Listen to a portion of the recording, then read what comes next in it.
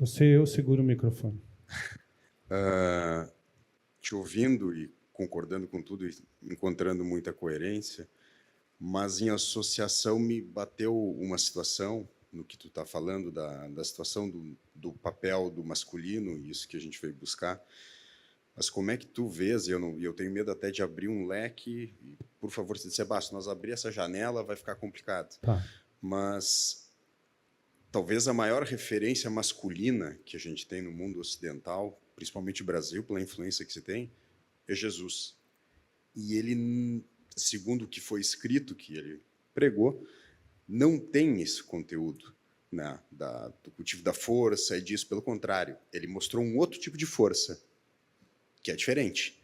Mas como trabalhar isso pelo motor, pela força, para mim é mais fácil. A dele é mais complicada. A dele eu digo, esse cara é santo, não tem como ter essa força de sustentar, e ele sustentou até o fim, né? Mas como fazer essa analogia, esse link com esse outro homem, né, que a gente tem de referência? Hein? Tá. A figura e o exemplo de Jesus é excelente mesmo para a gente investigar e mergulhar a respeito. Porque tem muita coisa que a gente ouve, ou a gente até lê, e é, digamos assim, enviesado por uma cultura excessivamente materna. Tu pode até ver em certas representações de Jesus, tu vê ele com o coração assim, com o coração e com uma carinha, né, bem doce, angelical. E ao mesmo tempo tu tem certas passagens na vida de Jesus que tu vê e tu diz, espera aí, ele pegou, ele fez um chicote, deu em todo mundo, virou todas as mesas dos comerciantes que estavam lá no pátio do templo. Tu tem outras posições de Jesus bem... Quando ele vira para a mãe dele e diz... A mãe dele vem e diz, Jesus, está acabando o vinho. Vocês lembram dessa história? Quando ele transforma água em vinho. A mãe dele diz, Jesus, está acabando o vinho. Você não vai fazer nada? Ele diz, ei, mulher, o que eu tenho contigo? É muito interessante a forma com que, enviesada que a gente ouve as histórias de Jesus. E que se a gente começa a assumir cada vez mais o olhar masculino, a gente começa a enxergar o posicionamento e a masculinidade em Jesus, que ninguém conta para a gente.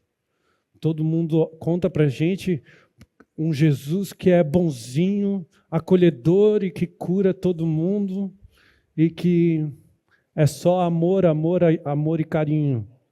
Mas não é bem assim. Eu não vou mergulhar nisso durante esse final de semana, mas quando eu comecei a desenvolver, e eu venho de uma cultura cristã também bem baseada, bem bíblica, e eu comecei a encontrar certas histórias de Jesus e começar a enxergar de uma forma diferente, como um homem muito mais posicionado.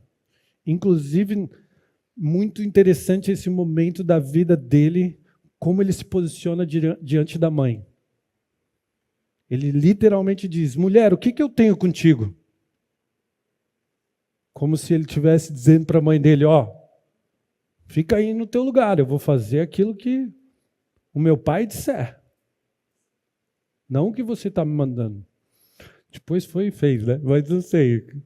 Aí a gente tem muito mais espaço para a gente... A gente poderia abrir um leque enorme. Mas é uma discussão muito legal. Inclusive, vem aqui, Fabrício. O Fabrício ele está fazendo um estudo. Tu queres dar alguma spoiler, não?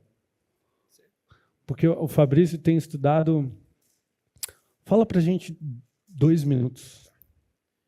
Eu sou teólogo, né? Já faz 25 anos.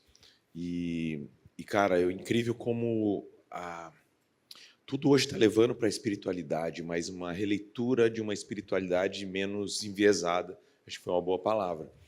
E eu fui convidado para trazer uma palavra das Escrituras Sagradas para um grupo de homens A minha vontade era falar do João de Ferro, né? Mas como não está escrito na Bíblia, e poderia estar, tem tanta Tem coisa um ali. João lá. Tem João, tem alguns Joãos lá.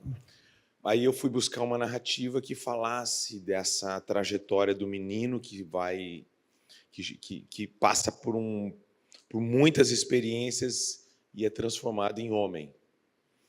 E esse cara tem muitas histórias, na verdade, mas um desses caras que me impactou foi Jacó. Quando você pega a história de Jacó, um filhinho da mamãe, um cara cheio de situações e que abraça essa cultura da família da mãe, e ele vai para uma jornada fugindo de uma briga com o irmão, vai parar lá na casa do tio dele, e tem um monte de experiência. Eu não vou ficar dando tanto spoiler, depois vocês vão para a minha mentoria aprender um pouquinho disso, mas ele tem um retorno ao masculino, e o que eu chamo de uma redenção do masculino. Deus nos fez homens com características, com potenciais, mas uma cultura não redimida nos coloca e nos quer manter como meninos.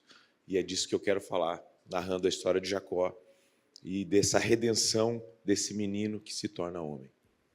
Acho que tá bom, né? Se eu falar muito, depois eles não compram minha mentoria. Tá certo.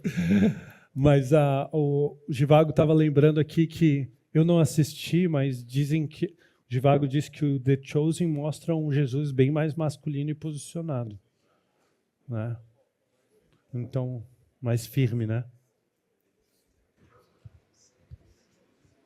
E eu até escrevi aqui que Jesus tinha os 3 pilares do homem inteiro, né? Posicionamento, postura e ação. Foi um dos maiores líderes do mundo, então, todas.